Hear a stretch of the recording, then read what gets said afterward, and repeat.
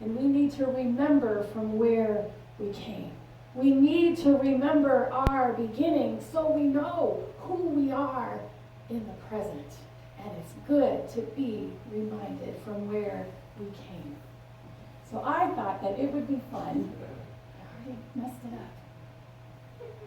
There we go. To share a few pictures, just fun pictures with you from where I came. These are some of my family members. I love these old black and white pictures. And so right here, this is my great-grandpa who was a wing walker. Yes, he was an actual wing walker, which is maybe where I get a little sense of adventure, but not that much. And this was his wife, my grandma, Grandma Loralie, and look at her riding side saddle in her long skirt on a motorcycle. Now maybe it was just a great photo op, let's hope. But those two were married to each other. Can you imagine, right? And then they had a daughter named Jeanette, and that is my grandmother holding my father, her firstborn son. Yes. So sometimes, even though all of these individuals have passed on, it's good to be reminded who I am and from where I came and what identifies me. These are my people. This is my tribe. And so sometimes as we're walking this journey of life, it's good to be reminded of our beginnings. It anchors us in an unstable world. And God's word reminds us of our origins. I'm getting the hang of it, friends. Genesis 1 and 2 tells us how the universe began. Now, some things that you're going to want to know as you read the book of Genesis. Who wrote it? For whom was it written? And why does it matter? And you, friends, have heard me speak often enough to know that these are important questions to ask when we're interpreting Scripture. It's too easy for us to interpret Scripture in our contemporary lens or through our Western worldview, when in fact the Scriptures were written primarily to those from a Middle Eastern background. It's important to us to know who wrote it. Why did they write it? What motivated them? To whom were they writing? How did those recipients hear and receive it? Why did it matter? In what historical context was it written? And when we understand these things, we understand better how to apply it to our own lives. So some things you're going to want to know about the book of Genesis. The traditional view is that Moses wrote it. That's a very, very plausible theory that he wrote the first 5 books of the Bible. Obviously, in one of the books it records his death. Now, I don't know anyone that can record their own death, right? So we know that there had to be at least some other contributing writers. However, the latest scholarly theory that surfaced in the 19th century was that there was an author who functioned more as an editor. And he pulled together multiple sources, and he pulled them together into the first 5 books of the Bible that we call the Pentateuch. Some of you who've been to Bible college or seminary, you've heard that word, Pentateuch, and it references the first 5 books of the Bible. I had to take Pentateuch at 7:30 in the morning as a freshman in college. I don't know how much I remembered at 7:30 in the morning. I do know that Dr. Don Meyer always gave us a pop quiz, and so we had to be ready with whatever material he had taught the day before as we learned about the Pentateuch. So these narrative accounts that this author-editor would have pulled together would have been passed down orally for years, for centuries. And think about it, ancient cultures were largely oral cultures. You would have shared these stories with your children, with your grandchildren, as you're tucking them in bed at night, as you're gathering for a meal, as you're traveling together to Jerusalem for a festival. You're explaining to your kids why this matters. You tell them about Moses and when the Red Sea was parted and what a day of deliverance that was for your ancestors. You're telling your kids as they're looking at the stars at night, honey, let me tell you how it all began. And so those oral narratives would have been all put together and somebody put them down in writing. Now scholars feel that that second approach, that an editor, author pulled them together around 6th century BC. What was happening then? Why does that matter? What was happening if indeed that writing happened 6th century BC? Anybody know? Want to take a stab at it? I know, it was so long ago that most of us don't even know anything BC, right? Right? That was the time, Dan might know, and he's being quiet on purpose. That was the period when Israel was exiled to Babylon. Israel had fallen into idolatry, and we're not just talking a one-time occurrence. They had been warned over and over and over and over by the prophets that if you continue down this pathway and you don't worship the one and only God, this is what will happen. You will be carried away to a foreign land, and indeed they were. And they find themselves far from home, wondering, who are we in this foreign land? Who are we? And the author, it's very likely that his intent in pulling all of this together was to remind them, this is who you are. We have to go back to the beginning and be reminded of who we are. So the author would have pulled together those narratives that now form the first 5 books of the Bible, and he took them back to the beginning to remind them who they were. Sometimes we need those same reminders. We wander. Sometimes it's not intentional. It's just, we don't pay close attention, and we skip some time with the Lord, and weeks go by, and we realize, oh God, I haven't spent any time with you, and we lose our mooring, that anchor or that tether to the dock comes loose, and we find ourselves out at sea, and we're wondering, who are we? How did we get here? And how do I get back? And we have to be reminded of whose we are and why that matters. Who are we in an ever-changing culture? Now, we might not worship idols that are formed of clay and stone and metal, but there are things, right, that distract us from our Creator. So today we're going to go back to the beginning and be reminded from where we came. And Chuck read it with such a beautiful voice. In the beginning, God. God created the heavens and the earth. He spoke and the universe came into being, and the eternal, all-powerful, one true God brought it into existence. Well, what does this tell us about God? The one and only God who spoke the worlds into being. If he is the one who brought it all by his power and his word, that means he alone is to be praised and worshiped. He alone. Well, why would this have been important? Oh, I'm so sorry. Let's get this right. Why would this have been so important to the recipients, those first people who would have been reading this, bound together in some kind of a volume? It was a polytheistic world. The ancient world, and even some parts of the world today, remain very polytheistic. That means they worshipped many gods. Many gods. They worshipped the sun and the moon and the stars, and they worshipped idols made of clay and stone and wood. There were no atheists in the ancient world. Just polytheists, unlike today. Very religious place. And so the polytheistic nations around Israel had their own creation stories. They had their own accounts of how the world began. They had their own accounts about the flood, which actually lends veracity to the concept that there was a global flood. In fact, one of those stories has to do with gods that were warring, and in the battle, in the great big conflict, somehow the world was the result of this mighty battle. And so in these early chapters, the author is making a profound theological statement that there is one God.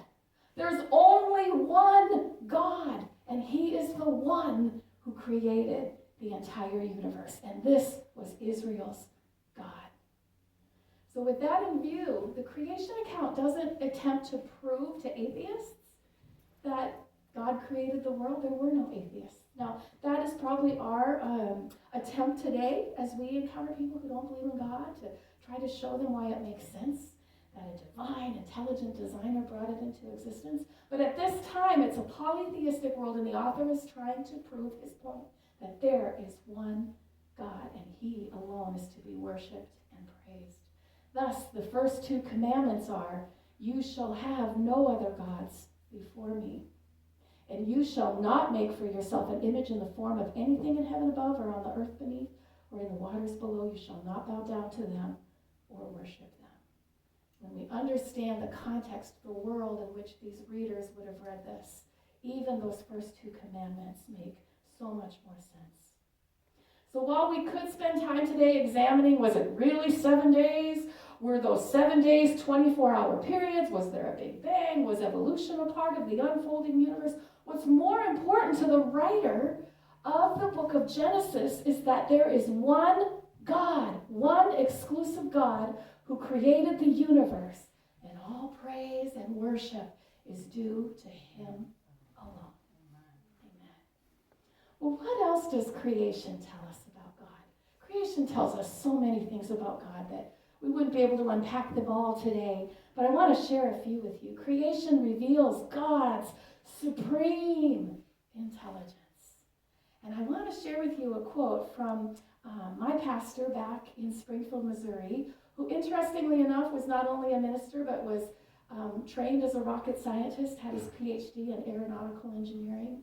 Yes, and while he was finishing up his doctoral studies, God began to speak to him about leaving behind his ambitions to be a rocket scientist and be a minister. And so some of the sermons that he shared with us, the intersection of faith and science were powerful. God is the God who also made science. And it's fascinating when you hear a scientist who loves God unpack it. And so Pastor Jim shared this one day. The sequence of the creative days is consistent with science, as it would have to be. The odds that Moses or any other author got this order right in sequence are 40 million to 1. There's such precision in even the sequence of creation. Now, Genesis chapter 1 is more of a panoramic view. As Chuck read, it's the detailed explanation of the 6 days of creation, where Genesis 2 kind of zeroes in and looks more closely at the creation of humanity. And we're just going to focus for the sake of time on Genesis 1 today. One of the things that we don't see in English, which is kind of a bummer, there's so much poetry. There's so much beauty to the actual writing of Genesis 1 and 2. There's even something that we call chiastic structures. Now, I know some of you are thinking, what? Who cares? But we miss so many important things in interpretation when we don't see that in our English translation. So a chiastic structure is where the author would maybe make a point, and then their very last point would correspond. Then there would be a second point that would correspond to the second to the last point. There might be a third point that would correspond to the third from the last point, and right in the middle would be the most important thing the author wants you to know, the apex. This would have helped, especially in an oral culture, if you're trying to remember. It's a remembrance mechanism. It's a way that they could remember and then pass these on to their children and their grandchildren. But it also reveals very profound theological statements when you find a chiastic structure. Sometimes it's verses, sometimes it's in chapters where you can see, chapter 1 and chapter 6 form a chiastic structure. And when you look in the middle, you're like, the book of Esther has a real clear chiastic structure. And the turning point is right in the middle. Anyways, okay, so I'm getting off track here. But there's so much beauty and order even in the writing of Genesis 1 and 2. So I want to show you a little bit of the structure. Days 1 through 6 of creation. Day 1, where light is created, it corresponds then to day 4, where there's the creation of the sun, moon, and the stars. Therefore, the sun can rule the day and the moon can rule the night. Day 2 corresponds to day 5, the creation of the sky separating the waters, day 5. So the birds and the fish can occupy and swarm the sea and the skies. And day 3, the creation of dry land and vegetation corresponds to day 6, the creation of living creatures and humans. And then we live on the earth and subdue it because God made it productive and habitable. It's like this wonderful crescendo. And human beings are the apex of God's creation. And we alone are made in his image, and we bear his image to the world. Bless you. Bless you. So when you look at the perspective of a scientist at the universe, and I'm going to read a quote from Dr. Francis Collins, who used to be the director of the National Institutes of Health. He was also one of the former directors of the Human Genome Project. I don't know if you remember about 16 years ago when the human genome was cracked, and it was breathtaking, and Francis Collins was a part of that. And he wrote a book called The Language of God. So here too is a scientist who is a man of faith. He said, when you look from the perspective of a scientist at the universe, it looks as if it knew we were coming. There are 15 constants.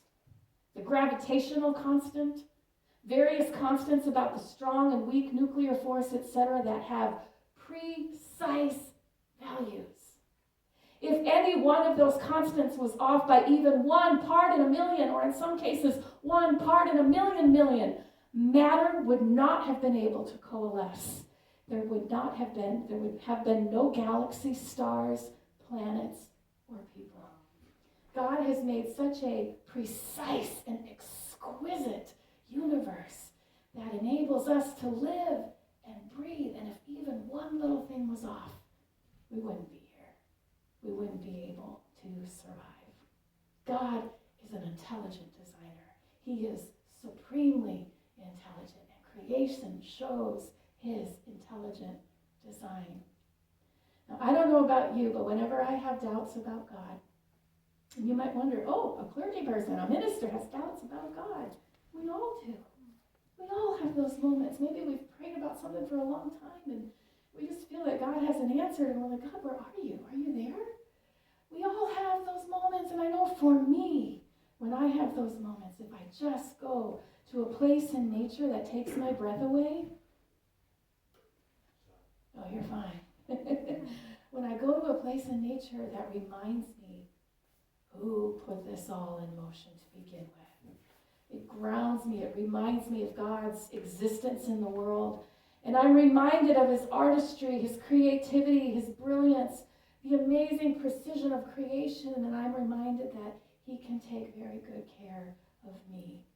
In fact, the first chapter of Romans, the Apostle Paul writes this: they know the truth about God because he's made it obvious. He's made it obvious to them.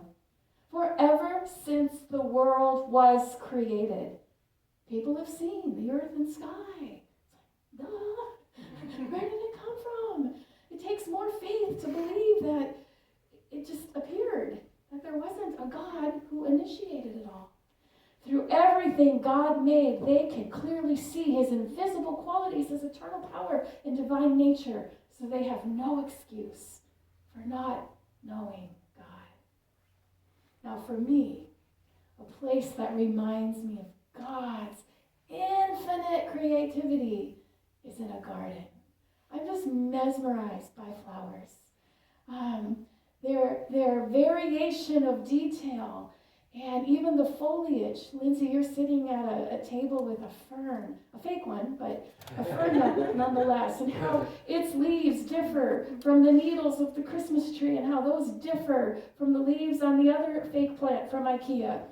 But there's such a rich variety, and when I walk through a garden, or I smell the various aromas that are emitted from a flower garden, I'm just reminded that God put it all together, and how much he loves me, that he would create something like that I could enjoy.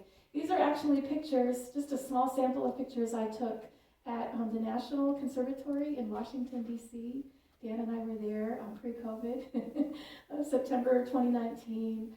Oh, I just spent even more hours in that place. I was just so breathtaken by the beauty of God's creation. This summer we went to the botanical garden up in Maine. And again, I could have spent hours. Dan and Kaylee were bored long before I was ready to leave. But I was just so enraptured in the beauty of what God has made. So what is that place that captures your attention? That place in nature that when you stand there, you feel so small. But you're reminded of the great, big God who put it all together. I have a memory from growing up in Minnesota, land of 10,000 lakes. We would go camping, and that was our family vacation every year to go camping up north. There's Minneapolis, St. Paul, and then everything else is called up north Minnesota. And so there was a family in our church that we would camp often with. Our parents got along great, had kids close to the same ages, so we went camping with this family. And we were out in the middle of nowhere. There was no natural light, no street lights, no stoplights.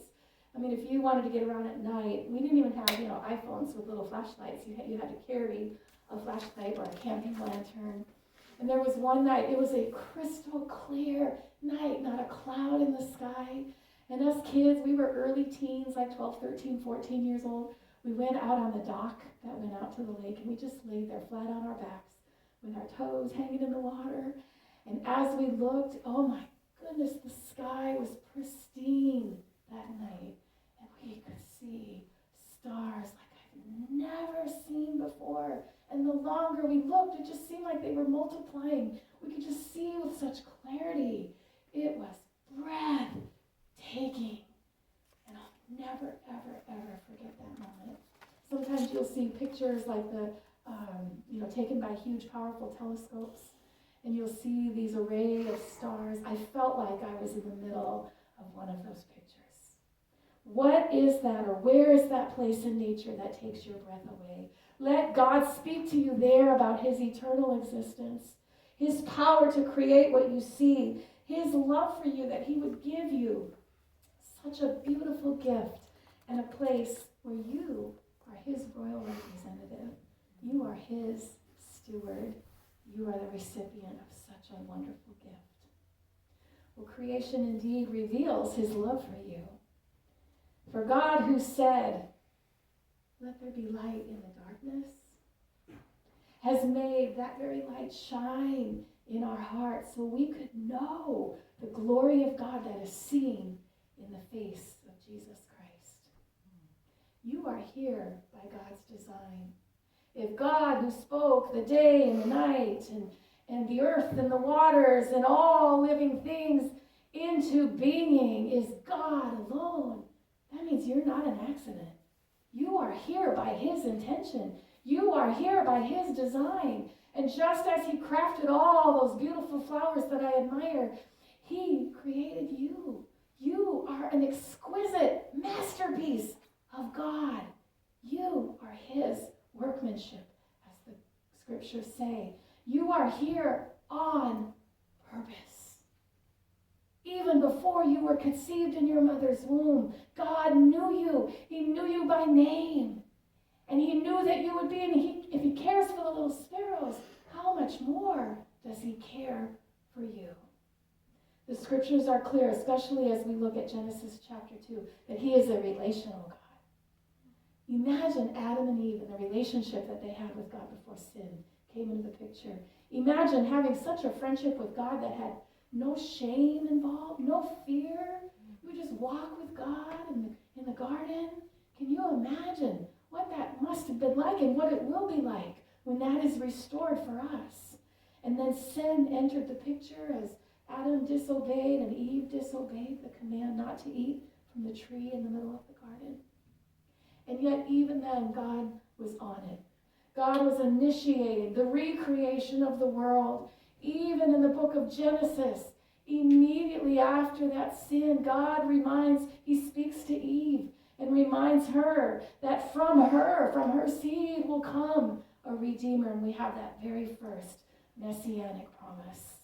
When that relationship was broken, God took it upon himself to provide the remedy, and the remedy is Christ. And so now, God, who spoke light into the darkness, he makes that light shine in our hearts, and we can have relationship with God. What's our response? When God made Adam, he said there was a tree, the tree of the knowledge of good and evil. He said, don't eat from that. And he said, if you do, you will surely die. That means human beings are to obey his word. We're to trust him. We're to obey his voice. And when we do that, we honor him as God. And so the sermon comes full circle. The creation account and all of Genesis, it was written to remind the Israelites of their identity, starting with their origins. And that same creation story reminds us of our identity, whose we are, our purpose, why we're here, who made us, that we are created. And we are to worship the one and only God who is the creator of the universe, the one true God. God alone. I'm going to ask you to stand up right now. And Capri, can I put you on the spot? I would love for us to sing Jesus at the center of it all. You guys, Capri and I, we don't